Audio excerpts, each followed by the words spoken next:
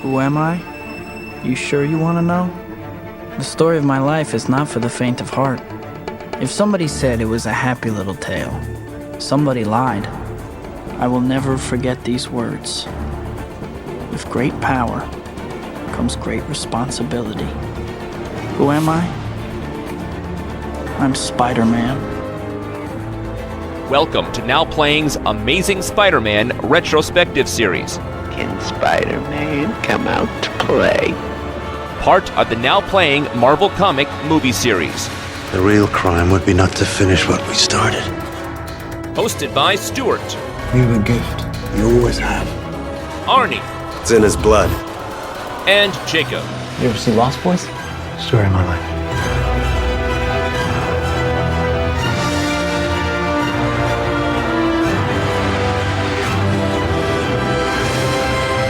Ooh, my spider sense is tingling. If you know what I'm talking about. But if your spider sense is tingling, it's because this podcast will have detailed plot spoilers and mild language. So listener discretion is advised. We're gonna have a hell of a time. Go get him, Tiger.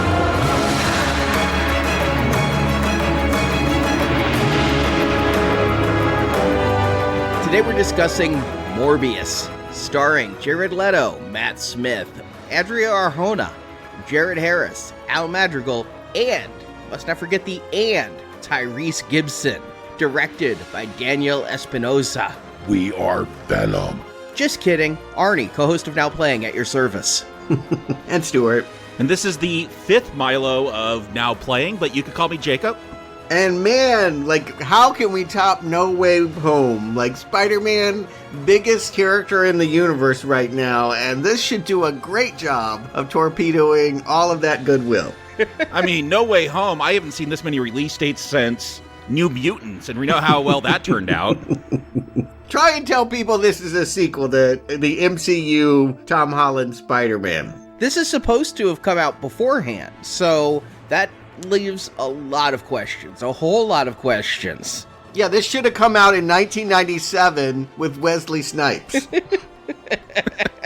Only because Wesley would have staked Jared Leto. I always thought there was some pathos missing from No Way Home, and it's because this didn't come out first. This would have really given that the emotional kick it needed. Okay, I gotta start where I know, Arnie, you will be able to give me some knowledge. Spider-Man has a vampire friend? A vampire enemy? When did this happen? In the 70s, of course. This is a living vampire, a Spider-Man bad guy named Morbius. And I thought, because, yeah, he's a living vampire, basically, like, if Batman was invented later, I think this is what Batman would be, like, bitten by a radioactive bat, more or less, like science experiment, now I have bat powers. But I always thought that this conceit of a living vampire, that it was done through science and he wasn't a traditional vampire, was because of the comics code, which banned like gangsters, you couldn't have law enforcement getting hurt, drug use was outlawed, and yeah, supernatural creatures like vampires and werewolves could not be in comic books. So I thought this is how they got around it, but it's actually because they loosened up the comics code in the 70s and said, oh, okay, you could have traditional literary horror creatures. And so, yeah, they finally got to bring a vampire in, even before Blade. So that's not why he's a living vampire? Because I always thought he was a living vampire because they couldn't do vampires. Yeah, I was right there with you, but apparently that's not the case. You know, it's Marvel. Morbius is really tied in with Kurt Connor, the Lizard. Like, we know how great that villain was in Spider-Man. But Spider-Man, the Lizard, the Vulture, the Rhino, it's just a bunch of people getting animal DNA in them and turning into weird creatures. So Morbius, the living vampire, he got messed around with that bat DNA. Well, you say the Lizard, and that's all that was on my mind, is because we saw the Lizard, and I rewatched Amazing Spider-Man a couple of times this past year for No Way Home, it hit me that it's the exact same origin story, right? I have a problem, be it a genetic disease or I lost my arm in the war, and I'm going to become a physician or a scientist or something where they call me doctor, and research a cure for this so that I can cure myself. I'm going to test it on myself. Oh no, I'm a monster now. I mean, it's the exact same origin story. You are correct. I mean, but imagine how much better The Amazing Spider-Man would be if it was just about the lizard. Like, get rid of Spider-Man, get rid of characters we love, and like, let's just look at the lizard. I mean, he's so low on the totem pole, he wasn't even in Turn Off the Dark. Like, Swiss Miss is dancing around. Ain't no vampire on Broadway. Well, and it should be no surprise, like, he kind of moved on from Spider-Man. He was kind of sympathetic, not a total villain, more kind of an anti-hero. But, of course, he went on to, like, be an antagonist for Blade. That's what makes the most sense. Okay. Sorry, yeah, I was smelling Blade all over this. So, okay, I'm not wrong. Yeah, Stephen Norrington actually filmed a scene with Morbius for the end of the first Blade film. He was supposed to be the villain of the second Blade film, but rights happened and no. You mean back in the Wesley Snipes years? Yes. Okay. That's where Stephen Norrington was working, yes. Okay. And we'll talk about it, but Jared Leto has said he hopes to work with Mahershala Ali in the new Blade stuff. No, he gets to work with Michael Keaton. Yeah. Here's where I believe love for Morbius comes from. Okay. The 90s Spider-Man cartoons. His Amazing Friends? Nope, that's 80s. In the 90s, it was just called Spider-Man. It had some CGI graphics, and a lot of millennials grew up watching that. You know, X-Men came first and started taking actual comic storylines and adapting them to animation. And so they started doing a whole Fox Saturday morning Marvel block. Spider-Man was probably the second biggest hit from it and they were adapting comic stories and bringing in a whole lot of comic mythology, and they brought in Morbius. But Morbius... You think the comics code was hard, try being a Fox censor. You can't bite people, because kids are going to go out and bite each other. So now Morbius has suction cups on his hands. Oh, no. Second, you can't drink blood. People like this, you say. People love this, but you can't drink blood. You can't talk about blood. So now he has suction cups on his hand to get plasma. He needs plasma, like those places that'll give you $50 down the road. They want your plasma. Right. Knocking the junkies out of the way to put his suction cups on a bottle of plasma. Okay. I think that's why Morbius has a following, though, is other than comics diehards. I always loved this character when I was reading Amazing Spider-Man in the 80s. Yeah, I was going to ask you, because you're much more of a Spider-Man fan than I am when it comes to the comics. Like, unless the Punisher or Venom was showing up in a Spider-Man comic, I didn't read them. So I've read maybe one or two comics that have Morbius in them. Frankencastle, when the Punisher turns into a Frankenstein, it's great. And he teams up with Morbius and the other monsters of the Marvel Universe, Man-Thing and all that. But I don't remember ever seeing Morbius before that. Like, was he common in Spider-Man comics? I don't feel like he was used a whole lot. Like you said, he was developed in the 70s, so he's not one of the classics, but he's certainly one of the upper B-tier echelon people. I mean, he's got name recognition. I read quite a few comics that had him in it. I've read his origin story multiple times, and I always kind of liked him because he was a vampire, and Spider-Man versus a vampire was kind of cool. But like you said, he was kind of an anti-hero, much like the Lizard. You know, when he was in human form, he wasn't usually that villainous. Sometimes he'd morph back and forth between vampire and human. Sometimes he was stuck in human mode. But I don't know that there's a ton. They, of course, to tie into this movie, have given him a solo title because everybody wanted a Morbius solo title. I honestly didn't read that for this, but I did like it when he would team up with others. And, you know, I'm pretty sure he did team up with Ghost Rider a couple of times and go up against Blade in the comics a couple of times. And I always liked those kind of hellspawn Marvel villains. Yeah, he should be teaming up. He should not have a solo title. He is not Venom. Like, Venom, people wanted more of that character in the comics. No one wants more Morbius. Come on. But that goes back to my entire thought about the SSU, the Sony Spider-Man universe. I said this when Amazing Spider-Man 2 was wasted to set up a Sinister Six spin-off film. No, you don't do this. In fact, I'm sitting here watching Morbius, and not to spoil my review, but going through my head is all the characters they could have picked. You know, if Sony owns all the Spider characters, why don't they make a Spider-Gwen film? Why don't they make a Miles Morales film? Yeah, I read, like, IGN, that website, ranked Morbius as the 19th most popular Spider-Man villain. Look, That is not popular then. Like, Spider-Man, like, after Green Goblin and maybe, like, Doc Ock and the Vulture, like, Rhino, do we want a Rhino solo film? Like... Yeah, I was going to ask where Rhino ranked. Yeah. Like, above this. I'll tell you that. It's above this. We don't need solo films for all these characters. No. No matter what, Jared Leto can hang his head higher than Paul Giamatti, okay? Nope. I'm not sure that's true. Paul Giamatti knew what kind of movie he was in. Jared Leto does not. I'll say this. Jared Leto as a vampire makes sense, because has that man aged? He was in a teen soap opera in the early 1990s, and he looks identical now. That must be why they gave him this gig. I looked him up. He's 50 years old, which does not shock me. Again, he's older than me. He's 50? Yeah. But his character in this movie is 35, and I buy it. Yeah, I agree. Yeah, he is definitely a living undead and making that work. But is there an Oscar winner with a worse career than Jared Leto? I feel like he should be ranking with the Johnny Depps and all of that. Like, he should be getting this kind of respect. And yet you look at his career and it's like the Joker nobody liked. And, you know, that fat suit in House of Gucci. Yes, that's the most recent thing I've seen him in, and that is ridiculous. His whole role in that film is so silly. Yeah, he ends up, like, going to these extremes for forgettable films. Did the guy from Life is Beautiful win an Oscar for acting? I believe so. But I don't, you know what, but he wasn't reputed to be a great actor. Like, Jared Leto gets to be a leading man, and yet... what do people like about him? Like, you know, what movie do they hold up? Even in Fight Club, you forget he's in it. Yeah, I always get him confused with Jake Gyllenhaal as well, but Jake Gyllenhaal, like, has the better movies. Like, when I sit down and actually parse them out, I'm like, okay, one does movies I like, and one does, no, trash and stuff I just don't care about. Yeah. I'm not saying Jared Leto doesn't have talent, and obviously he has an Oscar. I saw Dallas Buyers Club. He was pretty good, but I guess I'm just thinking, like, when is he going to get his real moment? Like, yeah, you won for a little movie barely anyone saw. Is this going to be the thing that you think is going to make you an A-list talent?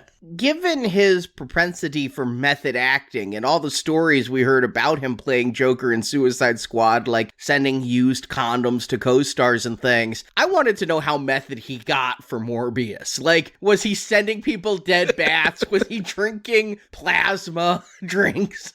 How far did he go? Did he put suction cups on his hands to really connect with that cartoon?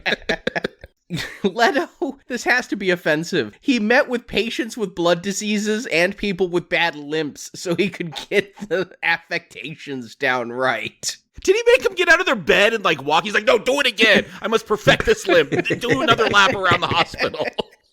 I mean, how can you take it seriously? Why would he go this method for something this stupid? I gotta think the man has material needs, right? There's just sometimes you take a job for the paycheck, but I think he talked more about Joker on the press tour than he talked about Morbius, because he kept talking about how filling it was when Zack Snyder called him up to film that end scene for Zack Snyder's Justice League, and how it was redeeming to get that makeup put back on and to do all of that. So maybe he loves comics and really gets into these characters. Speaking of Joker, like, how much we know, like, he was almost totally cut out of that Suicide Squad film. Like, how much was he cut out of his own movie here? Right. Like, this is 100 minutes. That's with credits, so, like, shorter than that. It definitely feels at times there were long bits of scenes cut out. Like, do we know what this was supposed to be? Will we ever know? Is this what it was supposed to be? I just want to say, Daniel Espinosa, the director who finally came in after better names passed. Yeah, who is this guy? I've never heard the name. Have you seen the film Life, that Venom origin story movie? Ooh, ouch. Yeah, that's bad. To be fair, he is renowned for a trilogy of Norwegian crime films called Easy Money, not involving Rodney Dangerfield, their Joel Kinnaman's star vehicle. I'll say this, I had hope. I mean, I defend Venom, Let There Be Carnage. Yeah, those are fun, enjoyable. They're not deep movies, but, like, they're breezy, fun films. Exactly, and I thought Jared Leto as Morbius, a character I liked, a vampire, how simple is that of a concept to work with anymore? You don't have to be unique, you just have to have a little bit of fun. But as I sat down in a nearly empty theater to watch this movie, it did occur to me, I had no idea what the story was going to be. All the trailers have focused on is Jared Leto turns into a vampire, and I'm like, but who's the bad guy? What's going on beyond a transformation story here? What is it that got me into the seats other than a Marvel logo? And I didn't know.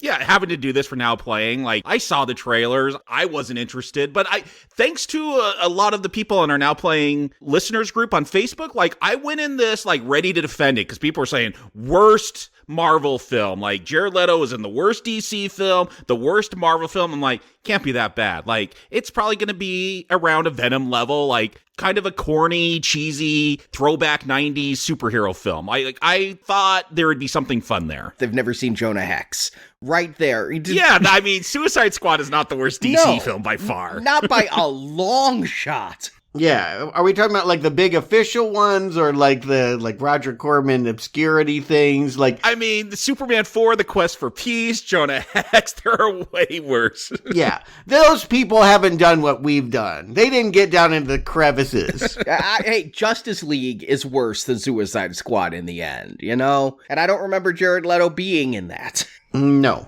Except for Snyder's version. Maybe that's what the meme refers to, and I need to apologize. That won an Oscar or something. Hashtag. Best scene from a movie or something, I think is what when The Flash ran. An Army of Dead? Fan favorite? Something. Oof. I want to drink the plasma of some fans now. But you know what? Am I going to come into this looking excited? No. I was dreading this from the first trailer. This looked like a very bad film. And I think the whole idea of making Spider-Man movies without Spider-Man is really stupid. So I have no optimism for this whatsoever. I slunk into a late night show Thursday night, and yes, barely anyone there. I was tempted.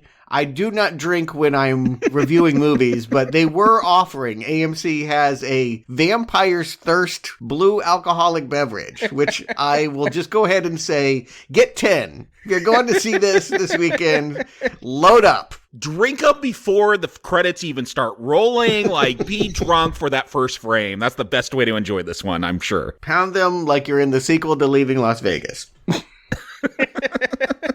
I guess we know where this is going.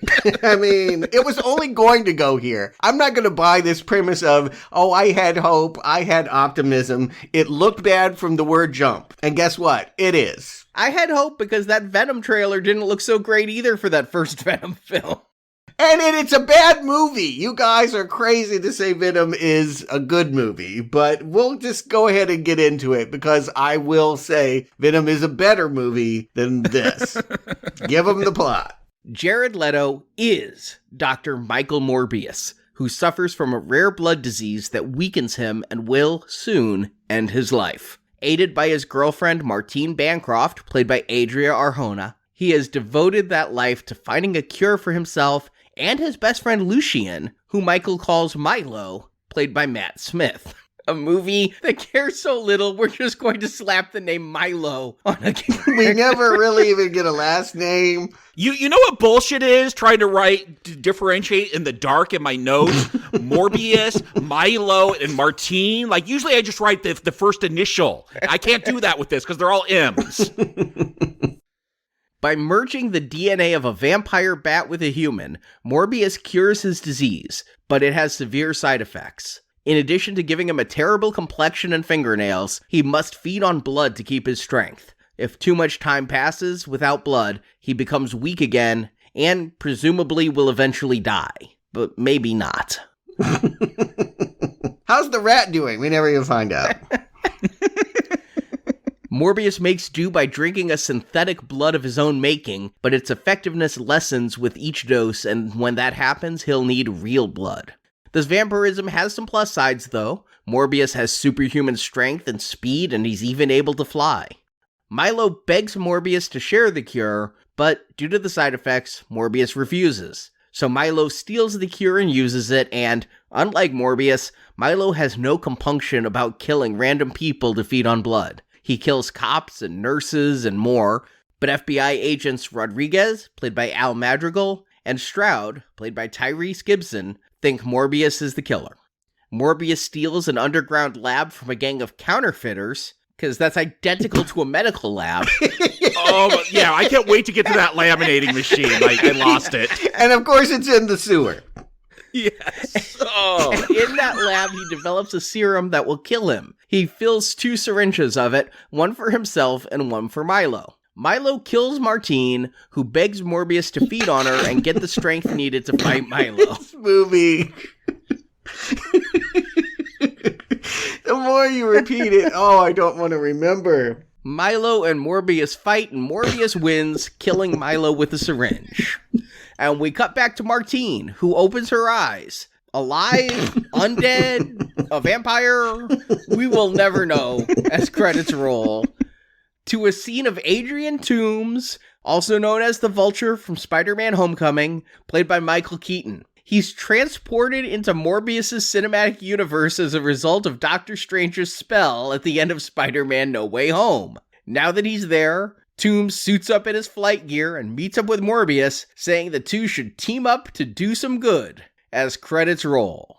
And to start, let's just say, while the opening scene is straight out of the trailer, most of what's in the trailer isn't in this movie. There were so many connections people were making. First of all, in the very first trailer, we saw Michael Keaton. He's the end credits scene, and the scene we saw him in that trailer isn't in this movie, where he says, "What's up, Doc?" And all of the graffiti of Spider-Man in the background, the Oscorp building, none of that is in this movie. Anything that made Spider-Man No Way Home fans excited to see this movie has been cut out or CGI scrubbed. Yeah, you mean they misled people into wanting to see a movie like this? Yes, they did. I mean, who's the genius? When we get started, we see this helicopter blowing into Costa Rica. I presume they're doing this just because it'll let us know they didn't do this bad experiment in China, right? Like, who's the genius that after 2 years of a pandemic says, let's have the hero fiddling with bat DNA?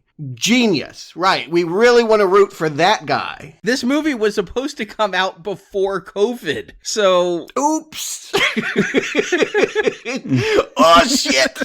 So you just scrap it, right? You just don't even release this movie. Like that, already, dead in the water. You've killed millions, but okay, great. Good job. Keep working on the bat DNA. I thought, though, that this really meant something, because it's Cerro de la Muerte. And I don't know what Cerro is off the top of my head, but I know de la Muerte means of the dead. And so I'm looking it up. It turns out this is a real place. Mountain of Death. There is a Cerro de la Muerte, and it's just a mountain range in Costa Rica. Look, I'm not an expert on bats. I do watch on YouTube. There's a Australian woman who rescues bats that fly into a wall in the city, and she'll rehabilitate them. And these are vampire bats, which are small. They're like micro bats, but bats, they're drawn to his blood. Is that what we're being told? They could smell it or something? I don't think that's a bat thing in reality. I actually liked the opening shot, though, because we see this helicopter coming in, and then we have this long tracking shot down a waterfall, into a cave, and then we turn right and go out of the cave and see the helicopter landing, and I'm like, if nothing else, this movie's gonna have an impressive visual style. Nope, it's just this one shot. Well, I'm confused because that helicopter is carrying a cage or something. So I'm like, oh, this is an animal they're going to experiment. I guess this cage was just to capture these bats. Just go in and capture them. I don't know why this elaborate ruse. I don't know why the doctor needs to go down there and personally vet the vampire bats he's going to use for the DNA strains. But it's even more bizarre. He's set the trap by the mouth of the cage, and then the bats all fly out, and it doesn't catch any of them. It just beats up on the entire chopper. I'm like, well, that was a bad trap. I know. I felt bad. I'm like, are they getting chopped up by the rotors in the helicopter? I felt awful. Here's what I thought. And I thought this movie from the trailer was going to be pretty self-explanatory. You start with sick Morbius, right? You give him 20 minutes of researching this disease that he has, and you play him up as a human, and then he discovers some mystical way to cure himself. He's going to fly to Costa Rica. We see the scene in the trailer where he puts up the bloody hand and the bats come, And that's the transformation, because we also saw in the trailer a scene of him on a boat killing people. So this is him coming back from wherever the bats were via boat. You got a very Dracula situation of a vampire on a seafaring vessel killing people. And then he gets to America and he has to be a hero. I thought you just can't get more simple than a by-the-numbers Dracula ripoff. But that's not at all how this goes. No, this movie is even simpler than that. Like, this is Mad Libs for comic book movies. It's like, here is the most basic script and write in whatever character you bought the rights to. First of all, he's doing pretty well for dying from a disease that he's had. He's 50 years old. He's 35. Okay. What year does this movie take place in? That Casio watch that he's using the whole time, like, is this in the 90s? Doesn't Sony make watches? Sony prides itself on how many product placements they can put in their own movies. No smartwatches in this. Yeah, I think they just want you to remember that he's the one that wears the Casio watch, because later, when he's jumping around in vampire form, you might get confused about who's who. But yeah, okay, so he's had an unknown blood disorder in Greece for 25, 35 years, you're telling me. He lived in Greece and had an unknown blood disorder. I don't know that just it was unknown in Greece. Is he the only one that has it? Like, they bring in one other boy that he won't ever, like, acknowledge as anyone other than Milo. I think they just die, don't they? Like, they just keep dying and he keeps calling them Milo. Yeah, that's what he says. Oh, it's a new Milo every week. It's worth pointing out that, yes, he's suffering the same thing he did as a child and has not died. He does not invent the cure. He does do some shenanigans with a ballpoint pen and MacGyver's like a blood processing machine. Morbius is a mechanical and medical genius, apparently. A medical equipment piece goes down. I guess they need blood transfusions or something. They say they have to change their oil 3 times a day. My sister had Guillain-Barré syndrome, and they had to, like, do this thing where they drain all the blood out of her body to filter it and put it back into her body. So I'm guessing they're doing something like this, but Milo's machine breaks, and it looks like a fuse just went out. I mean, that's what that little thing that they take out of there is. It's a fuse. And he uses a spring to fix a fuse? They look alike. The fuse is to connect to parts and transfer electricity, but also to make sure it doesn't overload. Theoretically, you could use a different conductor that would be not as protective and could fry the machinery. I don't know if a spring and a ballpoint pen has enough conductivity to do that, but you know what? It's one of the more plausible things in this movie. Yeah, but it's not one of the more creative things. This feels so by the numbers. Like, I feel like I've seen all of this many, many times before. Like, okay, we're going to have the hero of the story as a kid, like, do something that's going to be a trait he has later on, because they got to set up that laminator blood transfusion device later on with this ballpoint pen thing. But right off the bat, I'm like, oh, I've seen all this. When are we going to get to something new or something creative? Or at least something as pleasurable as Tom Hardy jumping into a lobster tank. Matt Smith is going to do some dances later on. I guess that's as close as we'll get. Right. So, again, I thought that these boys were here because there was nowhere else to treat them for whatever condition they have. But all of a sudden, Jared Harris is like, you should go to New York and go to gifted school. And yeah, here's a scholarship. He like goes and invents artificial blood that, again, I'm not sure that that's what he uses to keep himself alive. There's just no clear line between he invents something that saves him and Milo and why they're still sick 25 years later. Well, if he's researching blood diseases and he has to take blood transfusions 3 times a day, I could go with on the route to finding a cure, he found a synthetic blood that would change everything. I mean, they say in the movie that it would save more life than penicillin. No, I get that. I'm saying, why is he still alive? Yes, you're making side medical advances, but you're dead because this thing kills Milos every week. These two are the luckiest 2 Milos that have ever existed of this rare disease, but they're both on the verge of death. They're going to die soon. On the verge 25 years later. Yeah, decades later. Yeah, this is so bad. This is just bad. It's so bad that, like, Milo is able to become a very successful lawyer and Morbius a very successful doctor. Like, yeah. Wait, Milo's a lawyer? I assume he's got his money somehow. He shows up in the prison as a lawyer later on. Maybe that's that's just a ruse. Oh, yeah, but they say he never finished law school. Okay, well, how do you get all his money? You just had rich parents? Jared Harris, as this Grecian specialist, I thought had all the money because he adopts Milo or Lucius or whatever you're going to call them. Is he the one that's the secret donor to all of Morbius's work? I thought that was Milo was the one funding all the research. What gets said later is that Milo has been gambling against Russian mobsters that are trying to hurt him or something. So I assume he got all his money through illicit means. That he's just that good at craps or something. I mean, let's move on. And this Milo guy, they say his name is Lucius. And like I said, I didn't know who the bad guy was, but the moment you introduce somebody named Lucius, that's close to Lucifer. We've been reviewing Harry Potter with Lucius Malfoy. I'm like, okay, so this is the bad guy. Yeah, and if you don't pick it up from his name, like later on, Morbius is going to leave whatever that caretaker place is, and Milo's going to get picked on for some reason because of this letter, and he's going to get mad, and he's going to beat up one of the kids. I'm like, oh, that's telling us he's our bad guy. He can't control that rage. He was being picked on. He's a person with a disability being bullied by multiple boys. Like, let him get some punches in. I'm not going to hold that against him. No, I mean, he was being kicked while he was down. He's a dying kid. I was on Lucius's side. But this is a character from the comics. I had to look him up. Do you know this character, Jacob? Yeah, kind of a character. Yeah, there is another living vampire, and yeah, that goes against Morbius. Like, they've changed some things here, but yeah, it's based on... In the comics, this is a Hydra agent Yep. who became a vampire who is named Hunger. Now, this was after my time. This was in the late 90s. Yeah. And I didn't read very many comics in the late 90s. Nobody did. They were not very good in the late 90s.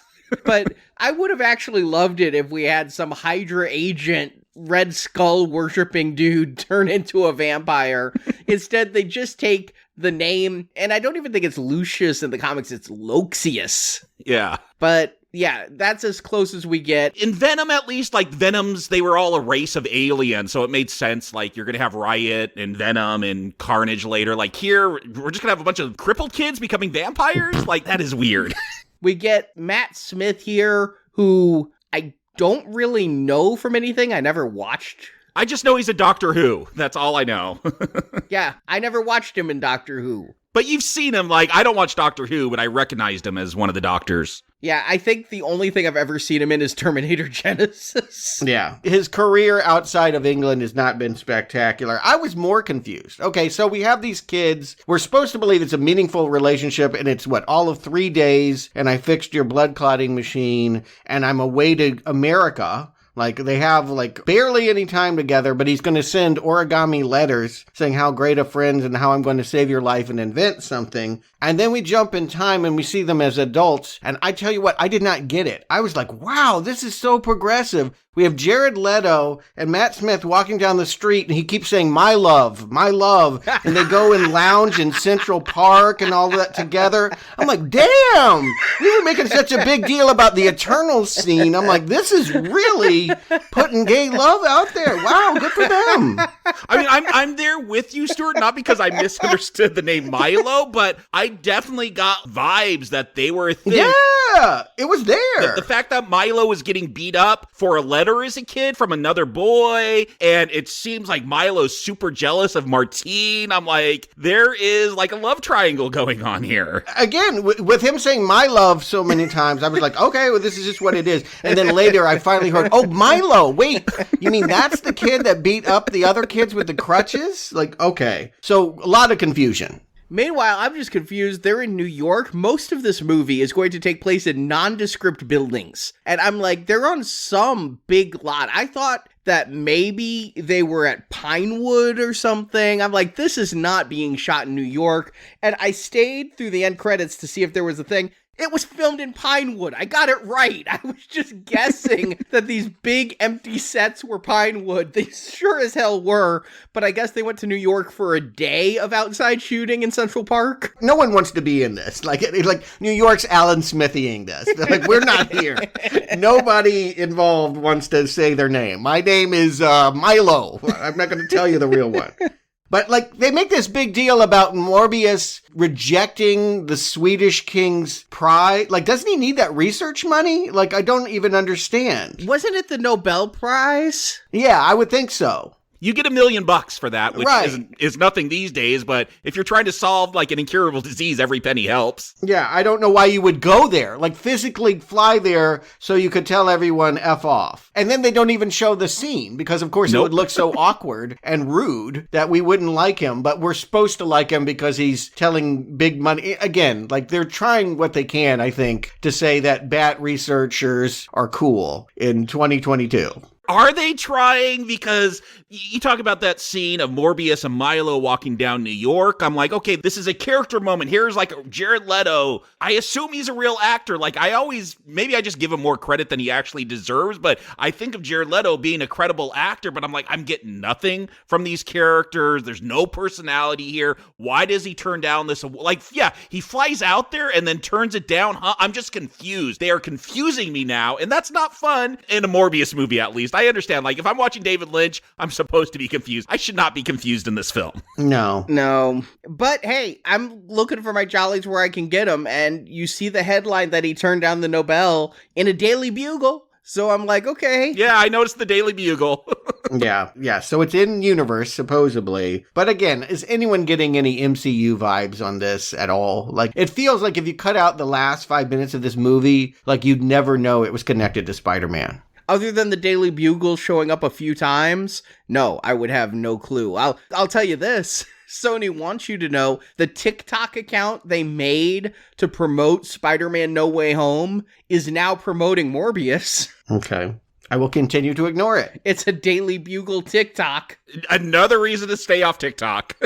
So anyway, this is where we kind of figure out, okay, the bats that he got in Costa Rica are now in this big glass tube, like flooding around, banging their heads again. Like, we couldn't even give them a fake cave. Seems really mean. Nothing to hang off of. I was really concerned about the welfare of those bats flying around. I'm like, they're real. getting hurt. Like, they don't have room. But also, look, I understand this was supposed to come out years ago, but the fact this is coming out a few weeks after Batman, who's known of just standing there as bats fly around him. I think it was actually the Christian Bale Batman that had a moment like this. But I'm just thinking of Batman. I'm just thinking of better movies. And it's always bad when a bad movie reminds you that there's better movies I could be watching. Jacob, there's more to it than that. The score of this movie is the score for The Dark Knight. I mean, if you listen to this music, it's like that bum, bum. Yes. Just throughout this whole movie, it's like, I can't believe that they're stealing Batman's music. Yeah, well, again, I think they want it. I think they want this to be Marvel's Batman, and that seems to be the gloominess. What you're saying is, why doesn't this feel funny like Tom Hardy did in Venom? And the answer is because they're going for a totally different romantic, gothic, vampire, sexy vibe. We're not supposed to be laughing. We are, but we're not supposed to be. But every once in a while, they're going to try to do a joke. They're going to have like a Hulk line come out. You wouldn't like me when I'm hungry. But none of it works. Like, that does feel out of place. Either go with that gothic vibe and really lean into it, or make it a goofy, Marvel, the MCU, it's known for being lighthearted and funny and having those moments, and like put more of those in there if this gothic stuff is not going to work. They're very little laugh line. I agree. I didn't even recognize that as a Hulk line. So, like, to the average person, they're not even going to see those as insider jokes. It's like a Hulk line 2 degrees removed, because it's like, don't make me angry, you wouldn't like me when I'm angry, but this is, you wouldn't like me when I'm hungry, which is what was misspoken by Edward Norton when he was speaking bad Portuguese at the beginning of The Incredible Hulk. Wow, you're going deep. Oh, wow, yeah, that's a whole other layer that I did not get. It just sounded to me like a Snickers commercial. I was just like, that's a weird line to say. You're waiting for Betty White, if Yeah. She was alive when this was ready to come out in theaters, like, yeah. At any rate, let's focus at the task at hand, which is that he got all these bats because what I heard he said is bats drink blood, thus they have an anticoagulant in their saliva, leading me to believe that the blood disease he has means he clots. That's the problem. So if he puts vampire bat DNA into himself, then inject a rat that doesn't have any of these problems, it's going to come back from the dead, and he's going to go, Eureka? an anticoagulation, like, so he wants hemophilia? Like, I don't understand the leaps. Like, look, all they got to say is bats, blood, DNA, science. Like, it all works in a very 70s comic book way. I wish they would have just stuck to that and tried to make this realistic, because it's silly. DNA manipulation is the new radiation, right? That's how everybody's going to get their powers, and just this gene splicing evil. CRISPR is the thing to do. But, and I'm not even against that. Although, again, I think that, you know, there is some audience bias about seeing bats being experimented on that way after COVID. And I don't know why then they inject a rat. It comes back from the dead. I just want to underline this. It comes back from the dead, and then they never, like, watch its progress for the rest of the time. Like, don't you want to know what, like, happens to it? I was waiting for the rat to need blood to eat. I was literally waiting for, like, fangs to come out of the white mouse. Little cape or something.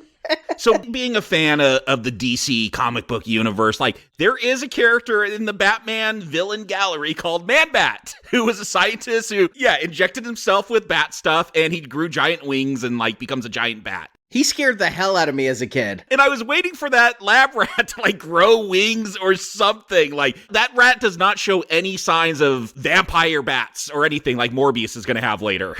With talking about the mouse, I think we were going to talk about Batmite. Batmite's from the fifth dimension. That's a whole different thing. You're losing me here, but I take it to mean that there's a rich lore in comics involving bat mutations that I can look forward to in future sequels. Hopefully they won't be made. I just want to point out, we have, like, a kid here named Anna. What was the point of this? Who I don't think ever becomes important. I thought, like, she would be the test subject that, like, went bad or something like that. Like, she's seizing, she clearly needs help, and so you just do this on a pinch, and you think you've helped her, and then she gets worse, right? Yeah, that's what I thought. Why have this character? Why have this relationship? Just so Morbius could, like, look back at his lab as she's healing and see the rat's alive, too. Like, yeah, that was bizarre. This is bad. Very bad. But what got me is I didn't think they realized the mouse came back from the dead. They never, like, checked the mouse's pulse. The mouse just kind of fell over. I think they thought he passed out, and then, oh no, he was fine all along. No, they took it as dead, and then they had to go save this girl all of a sudden. All I know is that this gives them the inspiration to go jump on a boat with smugglers, like ride 50 feet outside a Long Island so they can say we're in international waters, and then this is where he's going to inject himself and become the living vampire. All right, this boat story, because he's going to do illegal testing on himself. Unlike every other comic book movie where they just do the illegal testing on themselves in their own lab, he's actually going to go into international waters with a bunch of goons. Now, are these Milo's bodyguards? Because remember, Milo had bodyguards because he had the Russians coming after him. They call them mercenaries. Who are these mercenaries? They are people that can be killed that we're not going to hold against Morbius. We're not going to feel bad about these victims. Because first of all, Morbius is already doing illegal research in his lab on the mainland. He doesn't got to go to international seas. I guess because this is his origin in the comics, that he attacked these men on a boat and then disappeared and they're drained of blood and he felt bad about it. Like, they've got to justify that for some reason. No, you don't. Just do something better. Don't do this. Like, but I feel like every time Morbius gets the hunger for a human, it has to be the worst human being. Like, I got really confused later when he's going to go after some counterfeiters. I'm like, he's going to kill them because they try to pass a $100 bill that's fake? Like, I'm supposed to side with him on this? Yeah, I agree. Isn't that why George Floyd, like, got arrested? Like, yeah. Yes, that's exactly what I was thinking. Exactly what I was thinking. Let's hold it. We're not there yet. We're here at the important pivotal moment where he goes from being sickly human to super strong whatever. And because they're on a boat, did they forget the anesthesia? Because if you're going to have a spinal tap or something, they're going to at least give you a local. And instead, you've got Martine going along with this illegal, probably fatal experimentation, giving him an injection in the spine, and he is clearly going through a lot of pain. I'm like, they forgot to just numb the area? Right. You're right. They've created some guys that we want to see killed. It's not unlike when we talked about Assassin's Creed a couple of weeks ago. The hero didn't kill somebody, he killed a pimp. these are sexually harassing men with guns who are just going to barge in the lab and be like groping Martine all of a sudden. Yeah, because the power flickered. So they're like, we got to go check on the doctor. Yeah, and why did the power flicker? Is there something about this experiment that draws from electrical current? I mean, there's machines down there, so I guess they use electricity. I don't know why it flickers. Okay, all right. Anyway, the point is the man is dangling from the rafters now with vampire fangs and claws. We get, like, bullet time? What do we want to call this? I called it the Nightcrawler thing, because he poofs into, like, smoke and reappears in different locations. It's definitely bullet time. I mean, there are times when he will look at bullets passing him. Yes. So it's bullet time, but it's also like he's made of paint and, like, watercolor is smearing off of his body. Yeah, the stink lines are what I don't understand. Like, there's this hazy stink, like what you would draw on Pigpen, is like he's leaping around. I'm like, this is not making you look cool. And also, like, does every Spider-Man villain have a weakness to noise, which never comes back in this film? Like, these sirens go off. Morbius is going crazy. I'm assuming they're confusing, like, echolocation with him being sensitive to sound. None of this makes sense. None of this. Look, I know it's not supposed to be scientific, but at least do something true to bats. But he's going crazy from sound. I'm like, oh, so he's going to use sound to defeat second Morbius at the end. Mm-hmm. Yeah, so much is confusing, but at this point I'm thinking he's like Daredevil, who can use sound to sense space, and thus, if loud noises will hurt him like Venom, maybe when those two team up, all you have to do is wail a siren and both are on their knees. But this is the Dracula moment I was getting from the trailer, though, is where Dracula was feeding on the people in the sea. The difference is, these people are just a few miles off Long Island. Right. And the boat is named the Murnau, which was the director of Nosferatu. So they're trying to draw on that Dracula legacy. Again, it seems to be a hard right turn away from the comedy of Venom. They're wanting this to play somewhat as horror. I do believe we are to take all of these scenes straight. But then immediately, they're going to remind you of Venom because we're going to introduce two FBI agents, Tyrese and the other one is how I have them in my notes. And they're going to be like, this is the weirdest thing since San Francisco, which is Venom. That felt like second unit stuff, though, right? Like, they filmed all of those guys' scenes later when they realized they needed to throw away most of the movie and piece it together. Well, here's the weird thing for me. You say Tyrese and the other guy. I know Al Madrigal. He's a stand-up comic. I've seen his stuff. He's pretty funny, kind of does this low-key type of humor, but always very funny punchlines. I did not realize this was Tyrese Gibson until about halfway through the film, because Tyrese Gibson, I might not like a lot of his jokes in the Fast and the Furious films, but he's got presence. He's always saying jokes. And so you got a stand-up comedian and Tyrese Gibson, no jokes, so flat. They'll try to do some jokes later, but I was shocked. Again, if you're going to try to find that humor that people enjoy in the MCU, even though this is, what do you call it, the SSU or whatever, you would get it through these guys, but even Tyrese is deadpan in this. Oh, here's what I honestly believe. There is a line later in the movie where Madrigal says to Tyrese, I'll go ask this person so you don't have to walk. And I'm thinking, this is Tyrese on the set.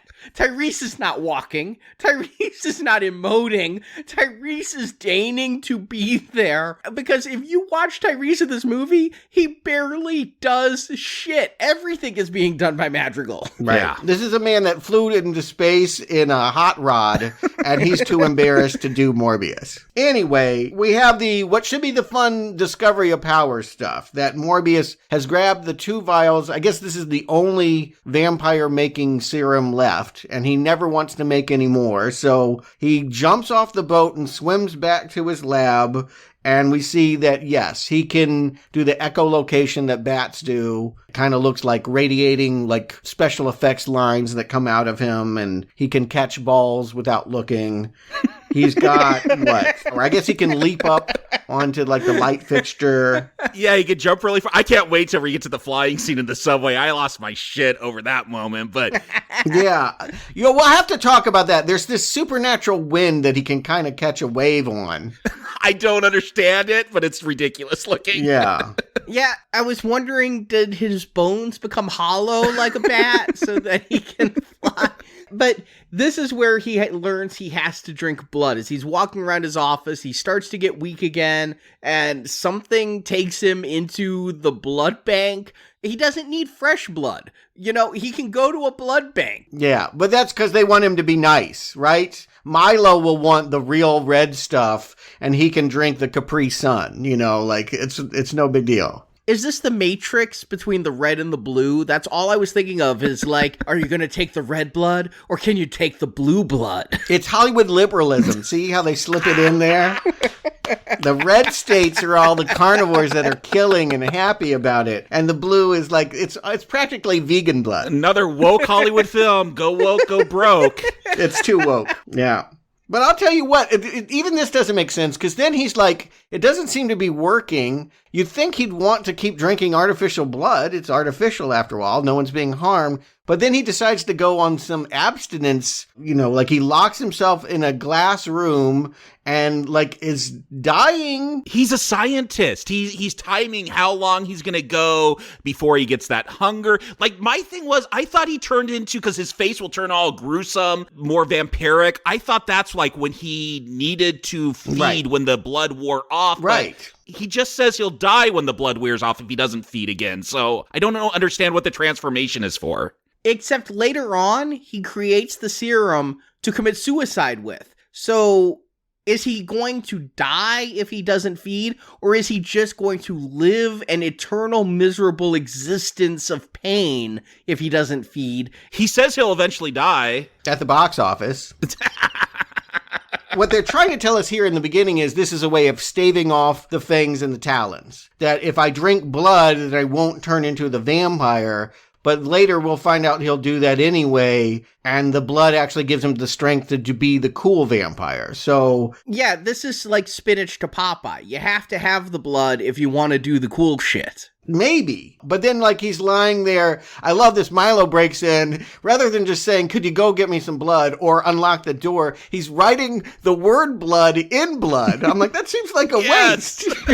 Why don't you drink that? I think he literally couldn't speak. He couldn't walk. Then don't write in blood. Drink the blood.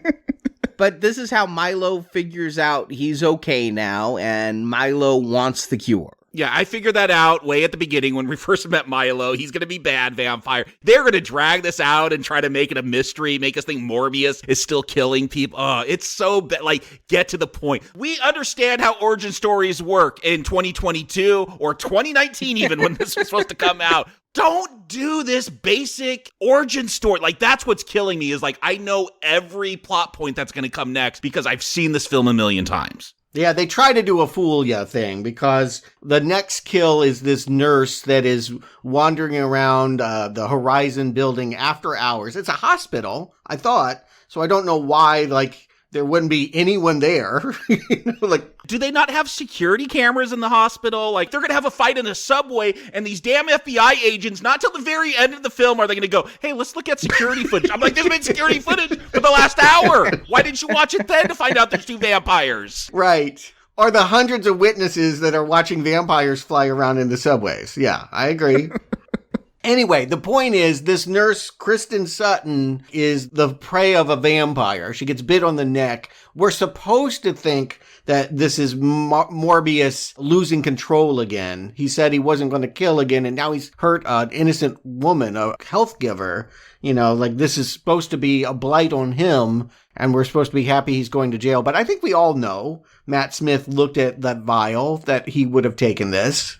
Yeah, at one point when the FBI is interrogating him, they're like, why'd you do it? And Morbius is like, I can't answer that. Yeah, because you want us to still think you did it. Like, you would say, no, I didn't do it. Like, yes, but they correct. want us, like, they think the audience is dumb enough to not know that Milo is also a vampire and that this is still fooling us. It's not. Even more weird, the cops know he's a vampire. Like, they come to Horizon to arrest him. He flies up the stairwell and they're shooting. Why are they shooting at a guy for running away? I mean, they don't Correct. think he did anything. Yeah, I was wondering that too. The head of the company, you got some questions? Okay, you'll get them later. But to, like, shoot at him. And then he flies to the roof and Tyrese is already there?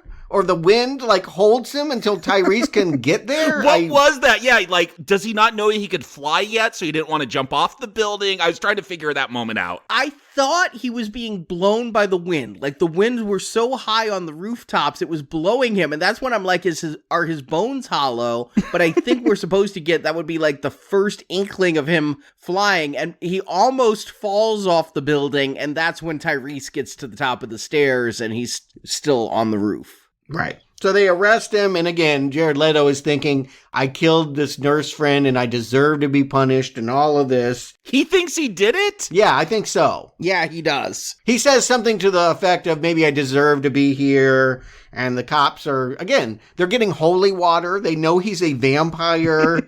Like, this is just very bizarre to me. And again, this should be funny stuff, like walking in with holy water and all that, with what you would think is a normal universe where vampires don't exist. Like, I get that they don't want humor in this. They want this to be the goth Marvel film, but they're not nailing that. So give me something funny, at least. I honestly do think that comic, is the one bringing the funny. He's the one bringing the holy water, and he's like, just in case. And I mean, he's trying. Like, I recognize what he's doing as attempts at humor. I was never laughing, though. Yeah, Tyrese is the straight man, and he's the one that's cutting up. But it's not a very funny act. And again, it's just bizarre to me that they live in a world where they accept that they've arrested a vampire and are trying to get him to admit to biting a nurse. But Milo comes. This is where we had the confusion about, is he a lawyer or not? He just basically, under false pretenses, brings... Why does he do this? He brings blood so that Morbius can have his spinach and escape. Because he still thinks they're friends. Oh yeah, he thinks they're friends, and now he thinks they're both gods who are going to, like, rule as vampire lords over the world. They're other than Venom, they're the most special people there are in this universe. I mean, that's a huge jump, right? Like, to say, like, now we're going to be vampire gods. Maybe, but this Milo has so much undiscovered backstory. How is this sick kid grown up to play cards with Russian gangsters and hire mercenaries and all of this? Yeah. I thought we were going to find out he had already an underground criminal empire or something. I mean, all bad guys in comic book movies need goons. Right. So I thought he would have some goons and we'd find out he was a criminal to begin with, and this is going to enable him to become a better criminal. But no, instead of being grateful to be alive, he's not only that, he's going to feed on nurses and cops and anybody else, because now, are we supposed to think that because he was bullied, now he has the ability to be the bully? Yes. Yeah, I just couldn't believe that we're going to have two people with disabilities getting the same powers to fight each other. Ugh. Why not, Jacob?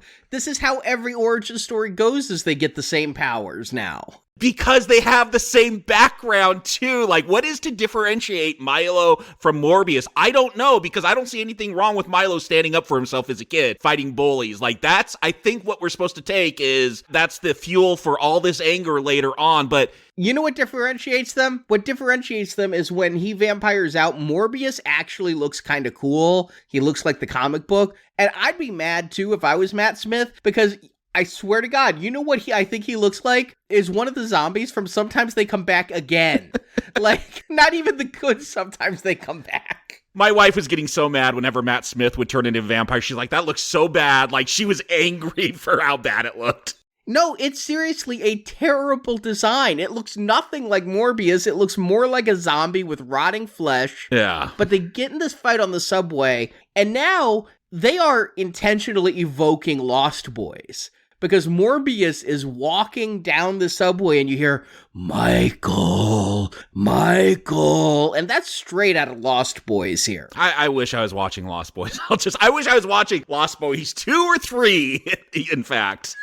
2 is better than this, I'll give you that. Not 3, but 2. And they're going to these vampire references, and so yes, I don't think it's a coincidence that they're evoking Lost Boys here. And I don't know that the action is plentiful enough or the production value is here. I mean, this is where we get the bone of being thrown. They fly down into the subway and kill cops and what have you. Like, Milo kills the cops. Morbius, he doesn't want to do bad things. He tells us that every 10 minutes. Yeah, no, I get that. I feel like this is supposed to be what we've been waiting for. is like all of this bad setup and all of this ridiculousness is so that we could get this fight down here in the tube. I guess maybe someone likes this Matrix-esque freeze frame fighting going on. But when we get down into the subway and Morbius starts like sensing, I don't know, stink lines from the subway like coming at him and like, which would be a lot, let's face it. I had no idea what the hell was going on. I'm like, I thought we were at the climax of the film for one thing, and I'm like, well, if nothing else, this movie moved fast. And then he starts sensing, I'm like, is he going to throw the other guy in front of the subway car? No, he's going to jump in front of the subway and commit suicide by being splat. No, he's flying? He's flying in front of the subway car? I lost it in the theater. Like, I was cracking up, laughing out loud. Like, this is so dumb looking. I don't understand. Like, yeah, they want some reason because he's a vampire and because this is a movie. And in our age, they got to be grounded and there's got to be some scientific reason. He can't just fly because he has bat DNA in him. So he rides stink lines of subways or something. It is comical. I also just want to point out the subway didn't stop at the stop. So like, it's just like, it's trying to run him over. I don't know. I just thought it was the express. It could be, yes. And I want to be on the express train. Let's get to the end of this film. Poor Martine, like, God help her. We've been told that they have a romance or something. She's supposed to be a doctor, but she does look like she's just there in sexy nurse outfit, waiting for him to like do her after he finishes injecting the serum.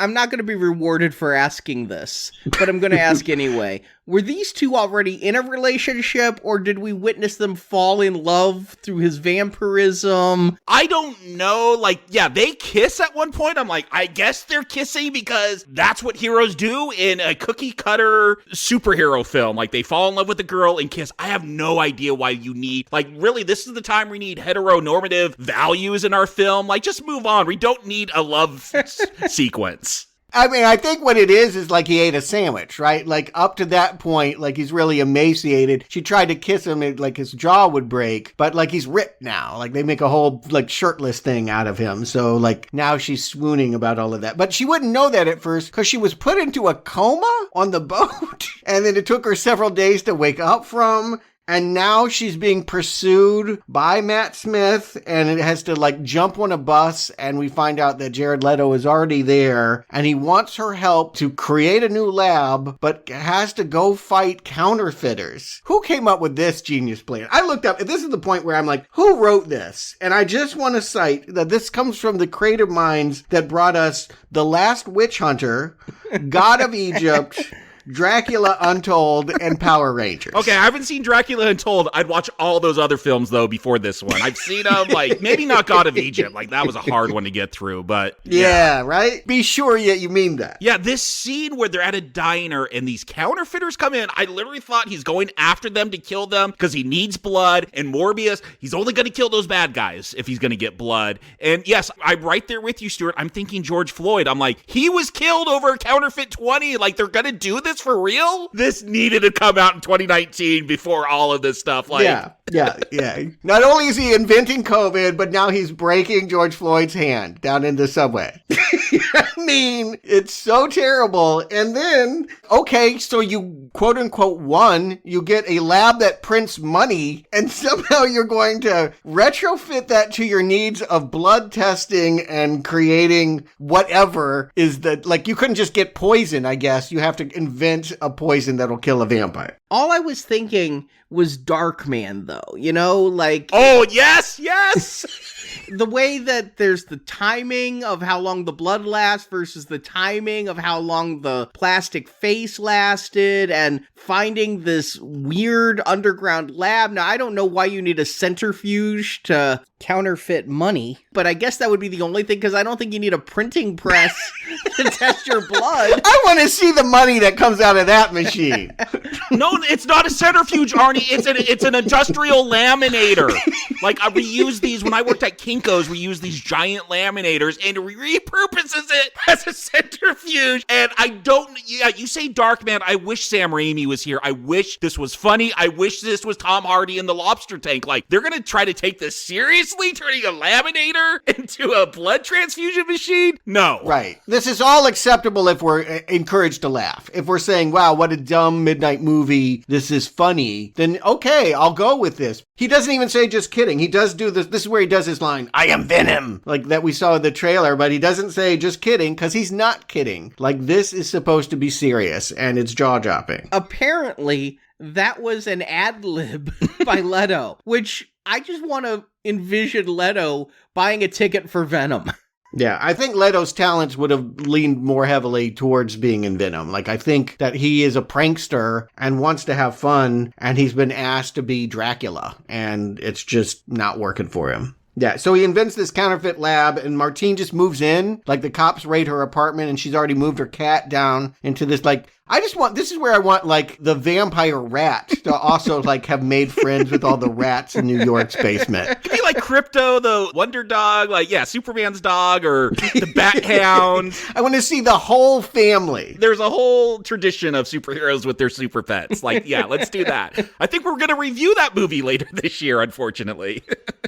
Yeah, but not with fangs. Like, this is the Dracula team working on the death cure down in the basement while Milo is going clubbing. And again, I should be loving, like, this crazy dance. Like, my favorite Friday the 13th is when Crispin Glover just, like, dances. Like, I wish this was more of the film. Like, I wish it was goofy. Like, it's not saving it, though, for me. Now I'm just annoyed by it. I'm like, this doesn't fit. Like, this goofy Matt Smith that's got confidence now. And he's not bad, but what can you do? No, it doesn't work. He obviously was hitting on a woman. Like, I think we're supposed to think that he's finally healthy enough. He feels healthy enough to go and do all the things he's fantasized about. But again, he's been too sickly to do, even though he's a millionaire that's been, like, cheating Russian mafias out of millions. Anyway, like, of course, it basically sets up more loathsome people to be killed in a parking lot. And then Tyrese and Rodriguez are gonna... They finally look at video coverage now. Like, they're like, oh, there's CCTV here? Like, you were in the New York subways. Arnie, you go to New York all the time. There's got to be cameras all over that thing. Like, these are FBI agents?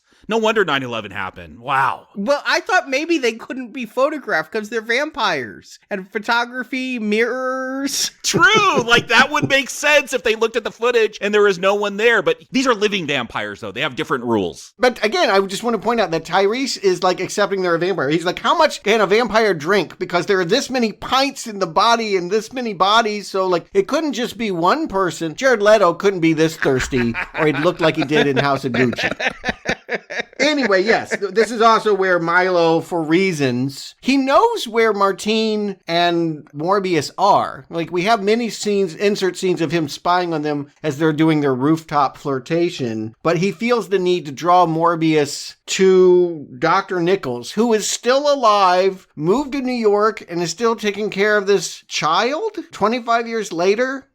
And why does he kill his adoptive father? I mean, I know it's because he's a bad guy and we just introduced a character, so we have to kill them. Because he loved Morbius more than him, apparently. And again, the gay undertones here, the love triangle with Milo and Morbius and Martine, and now with Nicholas, like, they are there. Yeah, I think they're there, but not enough to be interesting. I mean, I wish I did care about it in a way, but like this middle-aged man that he's still treating like the sickly boy in the beginning. I don't know why Jared Harris is still in this picture, but he is not in the picture anymore. He gets slashed in the stomach, and this is the lure for Jared Leto to come back into the picture and fight in the climax. Slashed in the stomach, but lives long enough to call Morbius and tell him what happened, and then quickly dies. Yeah, it's so cliche. Meanwhile, Milo is then using that opportunity to kill Martine or something. It's just, this is so bad. The writing in this is just so bad. It does make you think. The only defense I have is clearly there was a whole other movie here, and they had to just cut it out and cut around it. But what would it be? Because this is so by the numbers cliche. Like, I can't imagine what creative stuff they had. Yeah, and why it would have been preferable to get rid of it. It must have been catastrophically bad. Arnie will have to tell us when he watches all the deleted scenes on the Blu-ray he gets. When we discuss Venom 3, I suppose I can just figure this out. Don't you mean Morbius 2?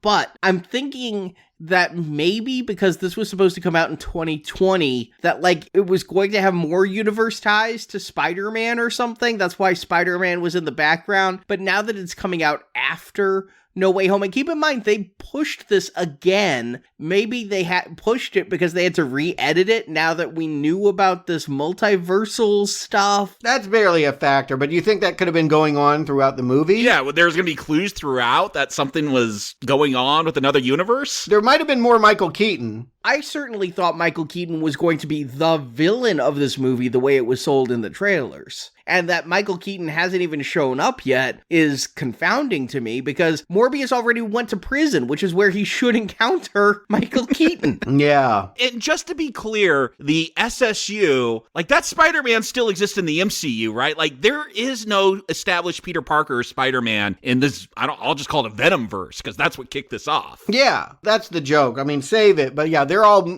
teaming up to fight a hero that's never going to show up. Like that's the waiting for Godot joke of all of this is like you're going to just have the Sinister Six sitting around at a coffee bar waiting forever for Tom Holland to text you and say, I'm not coming. Oh my God, it's how it should have ended. I just picture the Sinister Six animated with Batman on one end and Superman on the other for how it should have ended. Anyway, so let's get to the end of this movie. Yeah, Martine is dead. Morbius drinks her blood to get some, last minute energy drink to fight. The climax goes down to the lab where the little bats help hold Milo down and they can administer the poison.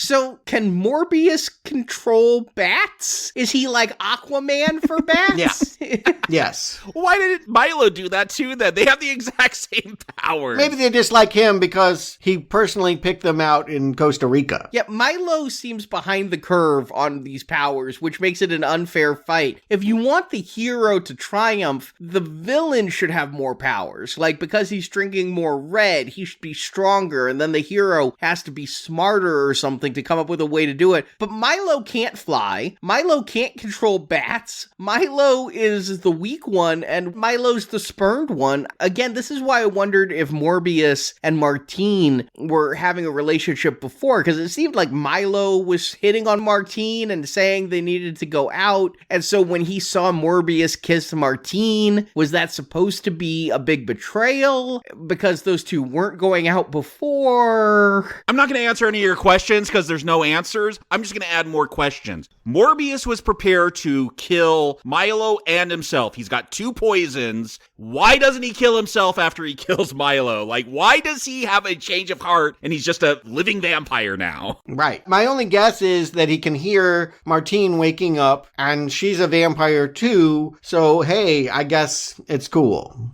I was so confused with the Martine dying scene because Milo kills Martine and then Morbius comes and they kiss and you so clearly see blood go from Morbius's mouth into Martine's mouth. It's like dripping and they're focusing on that. And I'm like, okay, I've read Interview with a Vampire. This is how Martine becomes a vampire. Then Martine says, make it count. And so then Morbius feeds on her, and so we're supposed to be sad. Then what was the blood going into her mouth? I guess he's a living vampire. I guess she did die. Only at the last scene, I shit you not. At the very last scene, we just see a woman's face and the eyes open. And I go, is that Madam Web?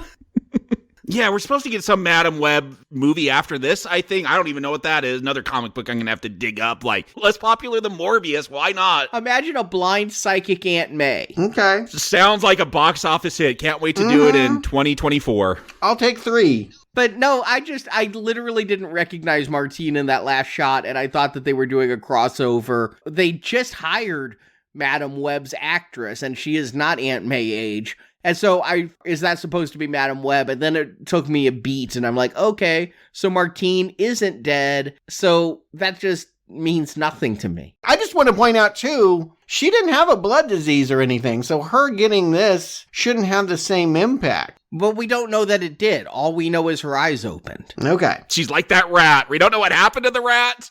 I hope she is Rat Girl. That would be great. Yeah, if Morbius did this so he could stay with Martine because she turned into a vampire too, like, why aren't they hanging out during that post-credit scene with Michael Keaton? Like, she is gone from the picture. I don't understand anything from this point because Morbius doesn't want to drink people's blood. He doesn't want to be a killer. Oh, until he wants to do that all at the end. Right. So, and he has an endless supply of artificial blood to drink, so I don't... But that's going to wear off. We've been told this whole movie with that Casio watch, like, eventually that will not work anymore. Okay, maybe, but like all his science, untested, unproven. He's a Nobel Prize winner, sir. Anyway, yes. So Michael Keaton blows in here for some kind of stinger. I had forgotten he was involved. Okay. You go, Arnie, then I'll go. Oh my God. First of all, he was in the trailers. So why are you putting your end stinger scene in the trailers? I just don't have to stay for the credits, right? But then he materializes in prison and he's cool with it.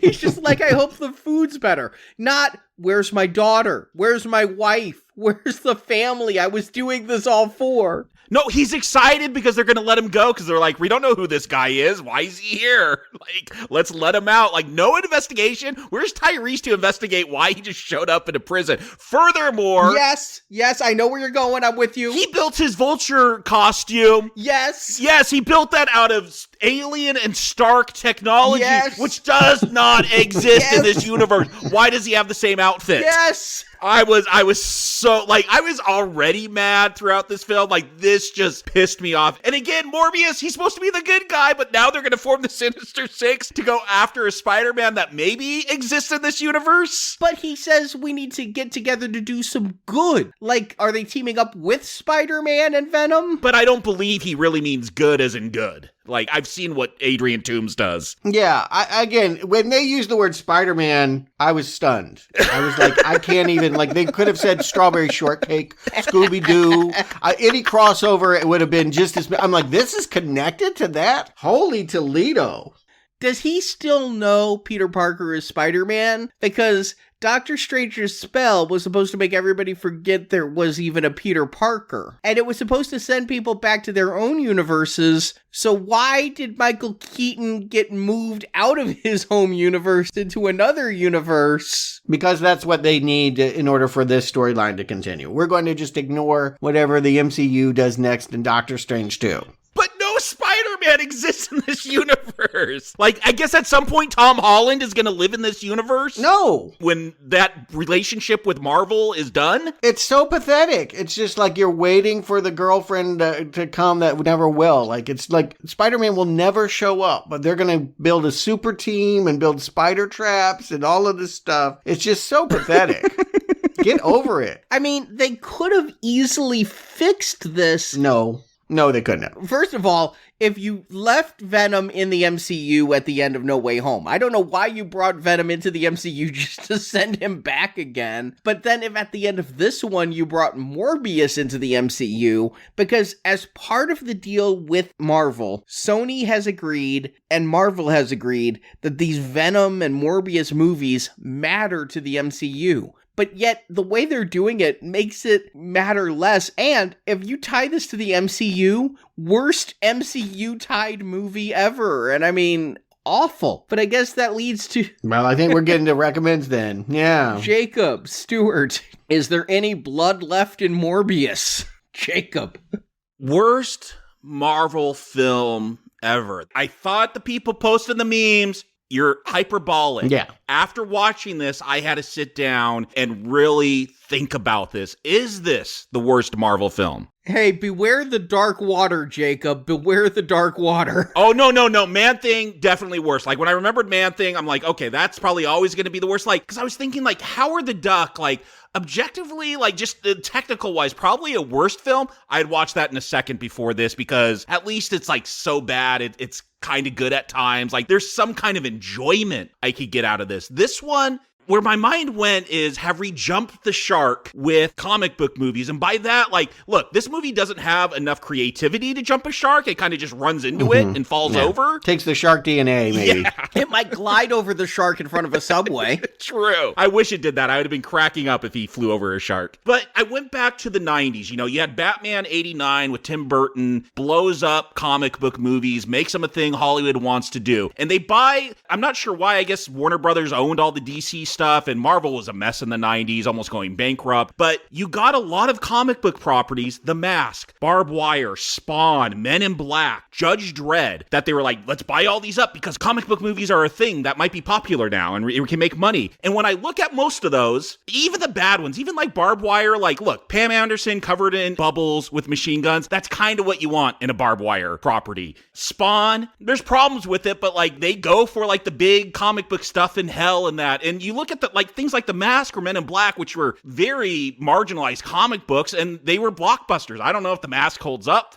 I haven't seen that since theaters, but that was a huge hit. They took these more obscure properties, Judge Dredd, like, not a good film, but that's a huge blockbuster action film with huge sets and action pieces and all that. Like, the studio still cared, even though they're taking these unknown properties, trying to make real movies out of it. And I feel like now we have this saturation with comic books. It's like, Madam Web is gonna get a movie for some reason, and Morbius is gonna get one, but no creativity. And that's where I talk about jumping the shark. Like, I thought Marvel was gonna do that with Guardians of the Galaxy. Like, who wants a talking raccoon and a talking tree? And damn it, they made it one of the most popular things ever. Like, they found a way to do that, and I feel like this is just coasting off of the goodwill of Spider-Man, the MCU, the popularity of comic movies. That's why I ask, is this jumping the shark? And not in a technical way, but just what it represents. Is this the worst Marvel film? Because it feels so lazy. It doesn't care about the characters. It's just going to plug Morbius's name into the Mad Lib of a comic book origin story. There's nothing unique or fun here. There's no Tom Hardy in a lobster cage. There's no Venom at a rave. And I understand, like, if you view those Venom films the way I view this Morbius film, then I understand why you don't like Venom now. Like, that at least had funny stuff that I could get into. This,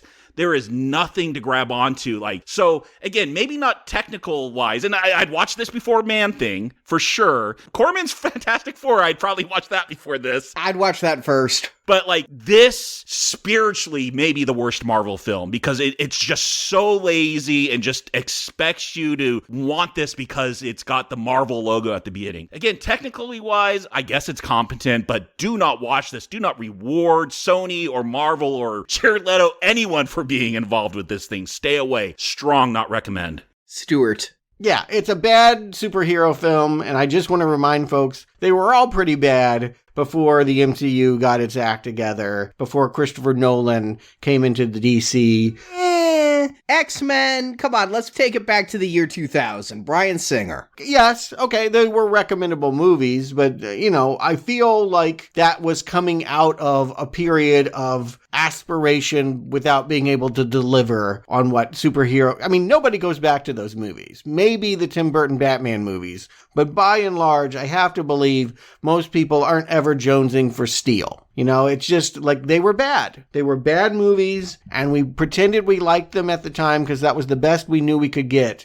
But now, what it is it's not the worst superhero movie of all time, but it is a stake to the heart of the MCU. Like, you have a standard, and this is not it. And it's embarrassing. But this is a Sony film. It doesn't matter. We saw the Marvel logo at the beginning of this. They said the word Spider-Man. But it's in association with Marvel. You can't blame Marvel for this. I'm not talking about the nerds that understand that. I'm talking about the people that are walking into this theater thinking this is a Marvel movie. Nobody thinks that, do they? Yes. Yes! The normal average viewer, my parents going to see this, this is another MCU film. Correct. Yeah, you are very deep into the lore and the knowings and the distinctions. I know people that didn't know that Batman and Spider-Man weren't in different universes. Like, they go to see these things, they're not sophisticated about it. They just want to see a good superhero movie, and this will be a shock, a stake to the heart that they could be delivered this level of bad. Like, we just haven't seen this level of bad since the 90s. And again, I want to say the whole idea has been bad, with the exception of the Spider-Verse, which I really enjoyed, and I did see the trailer for the new one, looking forward to it.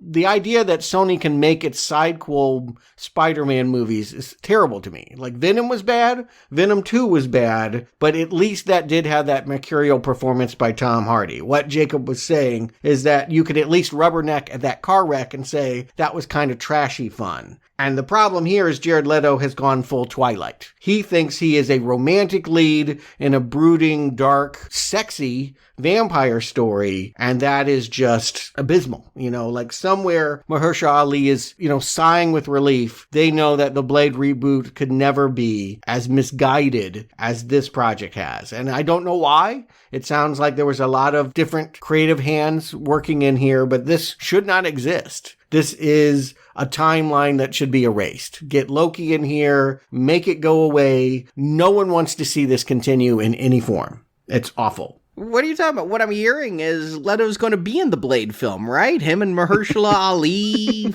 either teaming up or fighting each other. Hopefully Blade is killing him, so we never have to go through this again. Yeah, that sound you hear is of contracts being shredded. No, that will not happen. I know, you can't just carte blanche tell Sony, yes, we'll tie your films to the MCU, and then not have any say in the quality control of said films. This is like Venom. We said this with Venom. It's a kind of superhero movie they don't seem to make anymore. They stopped making this movie in the 90s, even down to the implied rape scene. It's like, this is Supergirl, Steel, Catwoman, bad. And no, name one that isn't funnier than this. Several of those lacked funny, too. I'd watch Quest for Peace before this thing. The only thing I can think of that has been worse than this in recent memory, and I know Stuart's going to stomp his feet and say I'm wrong, is Fantastic Four 2015. People overreacted to that film. Nope, that had more ambition, even though it got cut out of the film. Like, that director had an interesting vision. Did he? We will never know. We will never know. No, you see it. There's some body horror stuff you see. But I believe both suffer from the same thing, some kind of interference that may have taken place after the fact. Was Morbius ever a good film?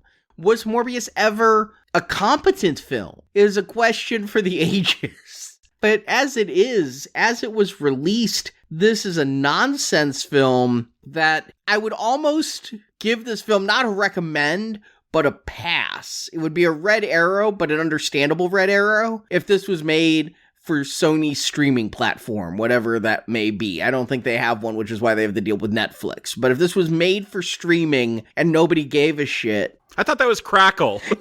This is better than any movie I've ever seen made for Crackle. That's the thing, is once you've seen Dead Trigger, the scales all shift.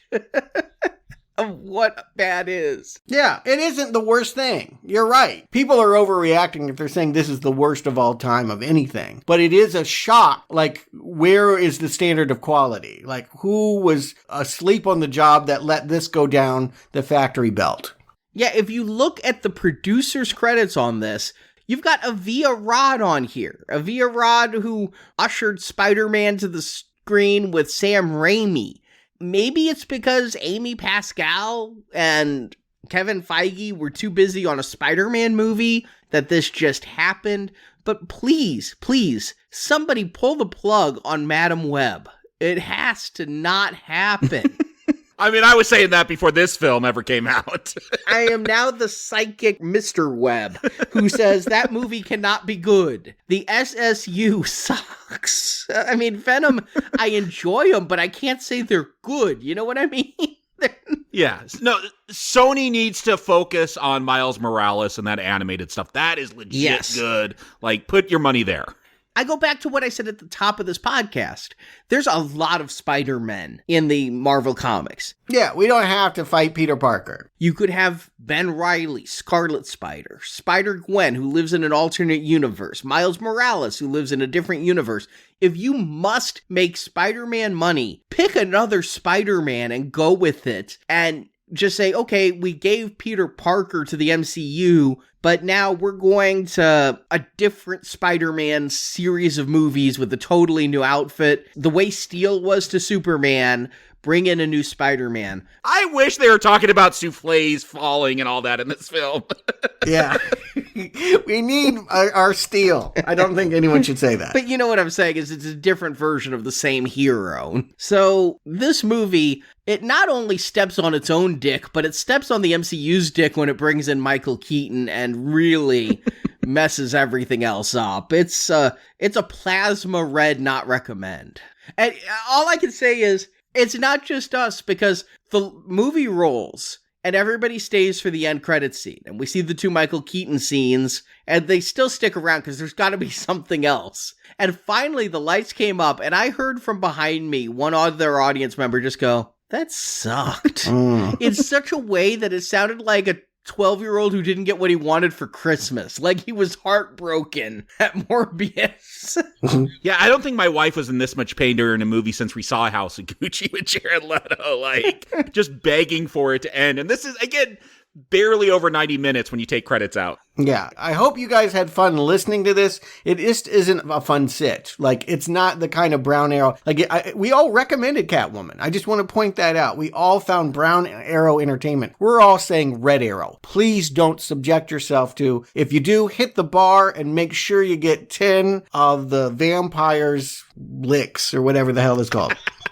Yeah, get blackout drunk before the film, so blackout drunk you pass out and don't even make it into the theater. Right, yeah, whatever you can do to protect yourself. Just watch The Lost Boys and call it a day. Watch Lost Boys 3, like any of them before this thing. Or watch Fantastic Beasts and Where to Find Them, because then you'll be ready for this Friday when we release our first Platinum show of spring 2022. Yep, we finished off the gold level Harry Potter films, moving on to the platinum level Fantastic Beasts films. But you can hear that for a platinum level donation to keep this show going and doing all of the theatrical releases we're going to be doing, like next week with Sonic the Hedgehog 2. I wish I was watching Sonic the Hedgehog 2 instead of Morbius. It does feel like an uptick, however small. And I gave that first movie a pass, but I can't say that I want more. And if you want other movies better than Morbius to watch, we have 2 giveaways going on. Big movie. Not a geezer teaser? We got the new Chris Pine, Ben Foster action drama, The Contractor, that is in some theaters and new to streaming. Our friends at Paramount have given us 5 digital copies of that to give away. And all you have to do is subscribe to our In Focus newsletter. The subscription is at the homepage of nowplayingpodcast.com, or join our Facebook group. And if you are already in the group, you're already entered to win. Then we're also giving away copies of Death on the Nile. That movie went to theaters. Yeah, I saw it. I went to a theater. I saw it. Yeah, maybe we'll cover it one day.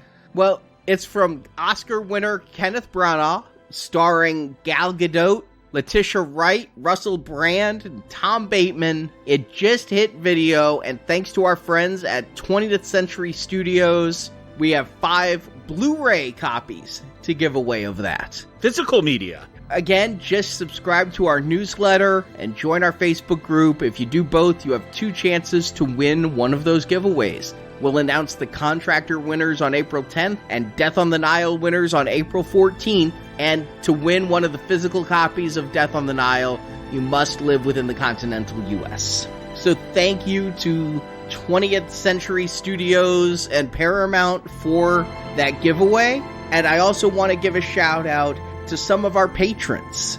Again, getting the bonus Harry Potter reviews and supporting our show so greatly. I want to thank DJ Hankhammer, Joshua Straw, Darker Hue Studios, Simon Brennan, Dale Winters, Tom Janik, Sean Williams, Tommy Woodward, and Valencia Burns. Thank you to all of you for your pledge of $50 or more through our Patreon or our Podbean, and getting perks like bonus podcasts, coffee mugs, t-shirts, and such, all available through our Patreon page. So we will be back on Friday with Fantastic Beasts and how to find them. None of those beasts happen to be Chilean bats, because with great podcasts must also come great responsibility.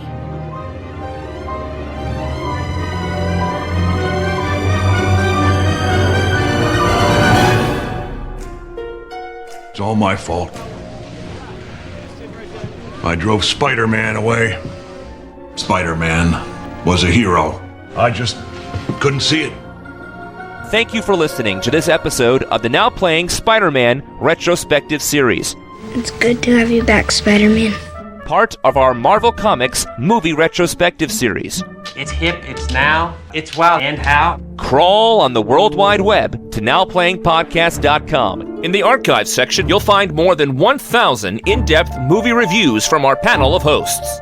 What are you waiting for? Chinese New Year? Go, go, go! We also have non-comic-based movie reviews, such as Star Trek, Rocky, Star Wars, James Bond, Middle-earth, Jurassic Park, Fast and Furious, and many more. There are bigger things happening here than me and you. Plus, we have individual movie reviews, such as Avatar, Titanic, E.T., Inception, Pulp Fiction, Apocalypse Now, Dr. Strangelove, and hundreds more. I am so loving this. Oh, me too. And come back to NowPlayingPodcast.com next Tuesday for another all-new movie review podcast. Came. Looks like just in the nick of time. You can also follow Now Playing on Facebook and Twitter, where the hosts post new episode announcements and written movie reviews. I'm going. I'll be here when you get back. The links to our social media pages can be found at NowPlayingPodcast.com. Everybody needs help sometimes, Peter. Even Spider-Man.